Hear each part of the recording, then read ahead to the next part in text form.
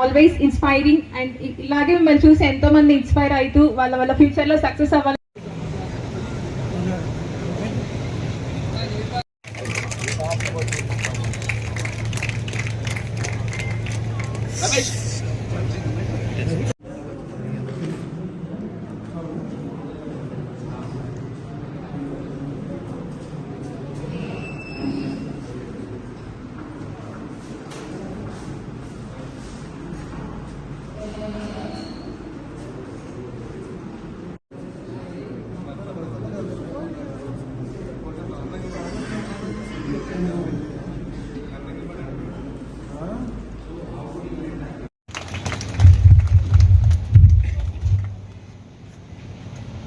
A warm welcome for everyone.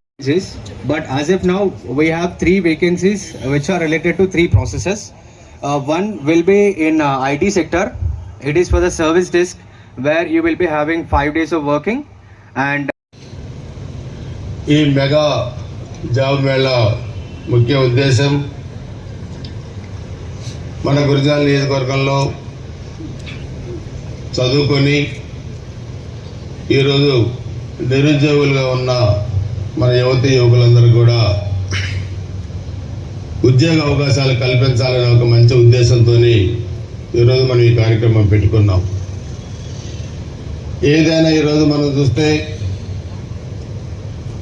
దేశం అన్ని రంగాల్లో ముందుకెళ్లాలన్నా, రాష్ట్రాలు అభివృద్ధి చెందాలన్నా దాంట్లో యువత చాలా కీలక పాత్ర పోషిస్తూ ఉన్నారు.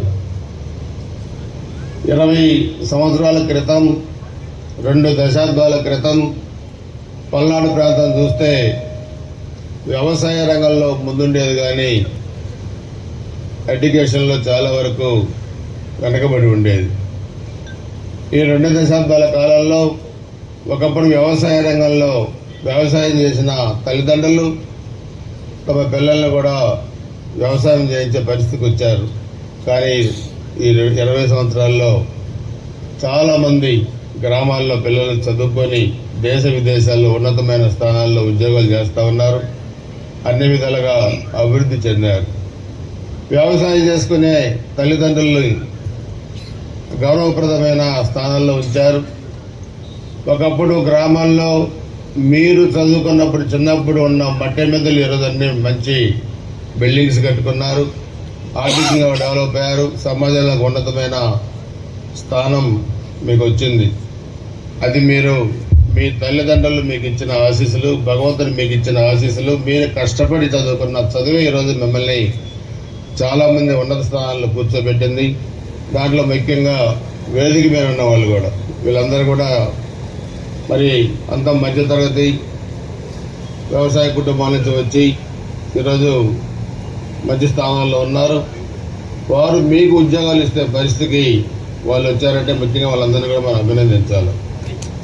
నేను రాజకీయాల గురించి మాట్లాడలేదు, కానీ ఈరోజు మనం చూస్తే ఈ 2019 తర్వాత ఈ ప్రభుత్వంలో ఆంధ్రప్రదేశ్ అన్ని రంగాల్లో కూడా వెనకబడిపోయింది. ఒకప్పుడు చంద్రబాబు నాయుడు గారు ఉమ్మడి ఆంధ్రప్రదేశ్ ముఖ్యమంత్రిగా ఉన్నప్పుడు కానీ, తర్వాత నవ్య ఆంధ్రప్రదేశ్ ముఖ్యమంత్రిగా ఉన్నప్పుడు కానీ అనేక పరిశ్రమలు తీసుకొచ్చి ఇక్కడ మనకి జాబ్స్ కూడా కల్పించారు. ఒకప్పుడు హైటెక్ సిటీ కడితే అందరూ నవ్వారు. కానీ అదే హైటెక్ సిటీ ఉమ్మడి ఆంధ్రప్రదేశ్లో ఐటీ రంగానికి బీజం పడి కొన్ని లక్షల మంది ఎంప్లాయీస్కి ఈరోజు మంచి భవిష్యత్తు కల్పించింది చంద్రబాబు నాయుడు గారు పెట్టిన హైటెక్ సిటీ. ఐటీ రంగాన్ని ఆ రోజు ఆయన అభివృద్ధి చేశారు. అదే ఈ ప్రభుత్వం వస్తే అన్ని విధాలుగా కూడా ఆ రంగాన్ని నిర్లక్ష్యం చేసింది. యువతకు ఉద్యోగాలు కల్పిస్తూ ఉన్నారు. ఉద్యోగాలు కల్పించలేని పరిస్థితిలో ఈరోజు వాలంటరీ ఉద్యోగాలు కల్పించి అవే మీకు ఉద్యోగాలైన పరిస్థితికి వచ్చారు. వైజాగ్లో చంద్రబాబు నాయుడు గారు తెచ్చిన ఐటీ కంపెనీలన్నీ వెళ్ళిపోయినాయి, పరిశ్రమలన్నీ వెళ్ళిపోయినాయి. కొత్త పరిశ్రమలు ఆంధ్రప్రదేశ్కి రావట్లేదు. రాజధానిలో మనం అనేక యూనివర్సిటీలకి స్థలాలు ఇచ్చి కట్టించాం, కొత్త యూనివర్సిటీలు రాలేదు.